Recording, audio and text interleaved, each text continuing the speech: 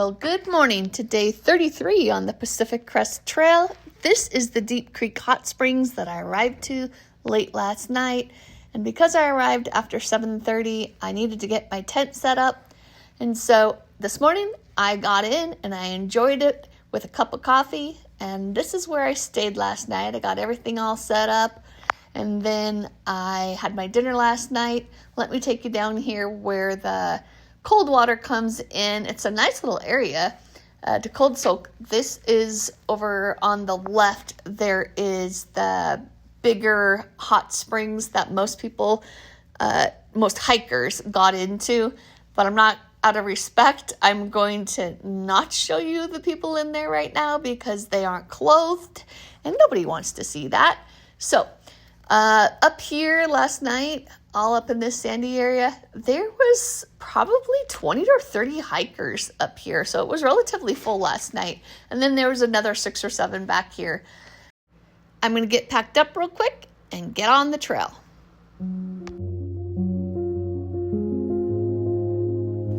Oh, that was hard leaving the hot springs. I didn't want to go. Let me tell you, I wish I could have stayed longer, but I know I needed to get back out to hiking. And I know my body could have used it, that's for sure. The last couple of days, my knees have really been hurting and my back. I don't know what's going on with this backpack, but I keep trying to get it up higher under my waist or above my waist to hold the pack, and it's just not, it's definitely fallen down. When you're between two sizes, I can tell you, it's frustrating. Today is so much warmer.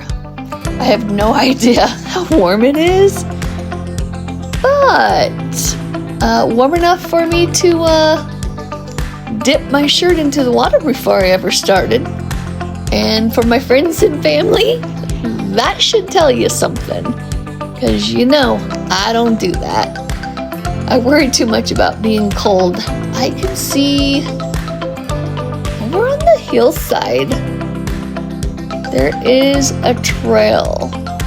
I don't know if you can see that or not, but I really don't have any idea where I'm going today. I'm just hiking.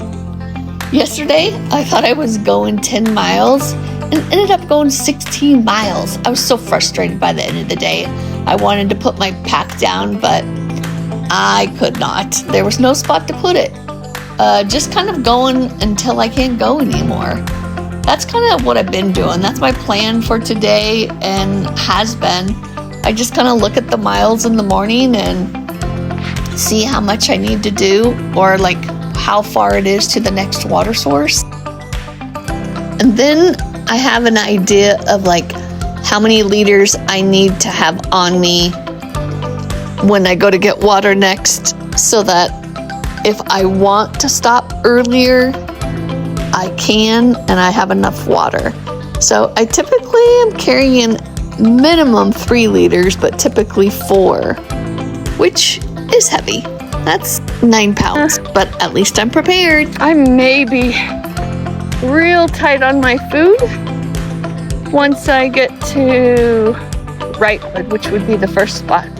Or maybe Cajon Pass, Cajon Pass is how you say it, sorry. Where I'll resupply with McDonald's. So we'll see.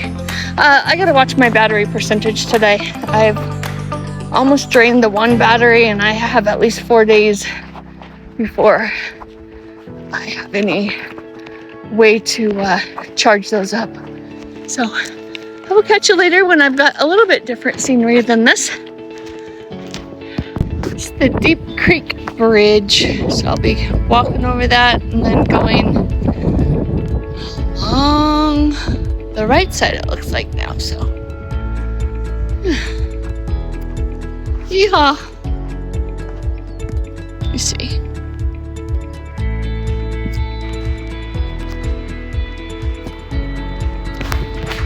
Oh, this is the Deep Creek Bridge, and I gotta be honest, it's got me freaked out. I'm just looking straight at the boards.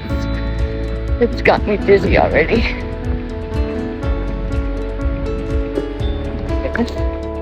Ooh.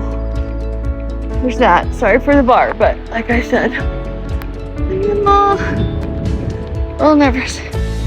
Okay, right before coming over this bridge, to the left.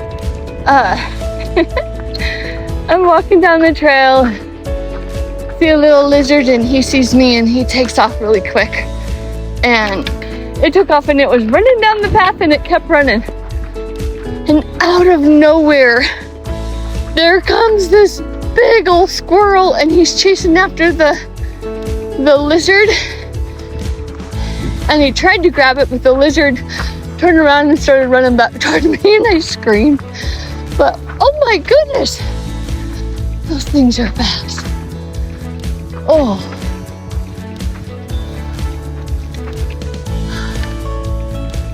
Oh, my head is pounding today. The headache. Oh. Today I've been following the Deep Creek River all the way up. I am struggling today. The hot springs was nice, but my shoulders and my knees are killing me today. I've seen this bush several times, and look at how this orange plant like circles itself around it. It's been everywhere. Really interesting. These, which I believe get purple flowers, have those back home. Oh. Just been following the Deep Creek. Long ways back there. Oh. When I get down by water and a spot to be able to stay, I'm probably calling it a day. I'm just exhausted. My shoulders are hurting like crazy. If it didn't be windy, I had a little bit extra water. This could be a spot if I had to. Check this out as I come around the corner here. Oh wow, I have no idea what this town is. I don't know if this is Cedar Glen. I do remember seeing on the map that there's some dam I'm going across. This is obviously it. Interesting.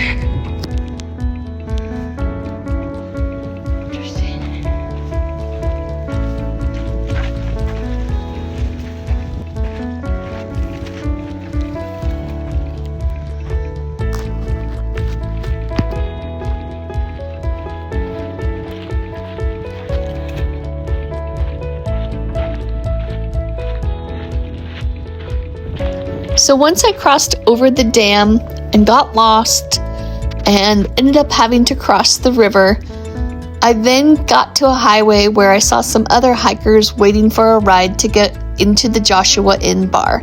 I decided to tag along where I thought I was going to get a great hot meal, but instead I got a sandwich, which I was still happy to get.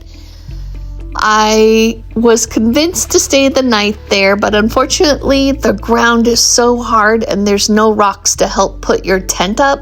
So luckily the owners let us stay out on the stage right here, but there was so much dust that when I woke up I had it everywhere.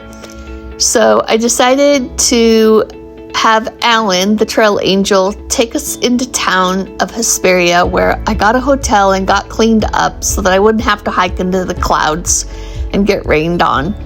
I was grateful to have the ride, get cleaned up, but I should have stayed at the hot springs where I originally wanted to and just taken the free zero there. But you live and you learn. It definitely was an adventure. Until the next mile, I hope you smile, and I'll see you on the next ridge. Get out there and enjoy your own soul adventure. See you tomorrow. Bye-bye.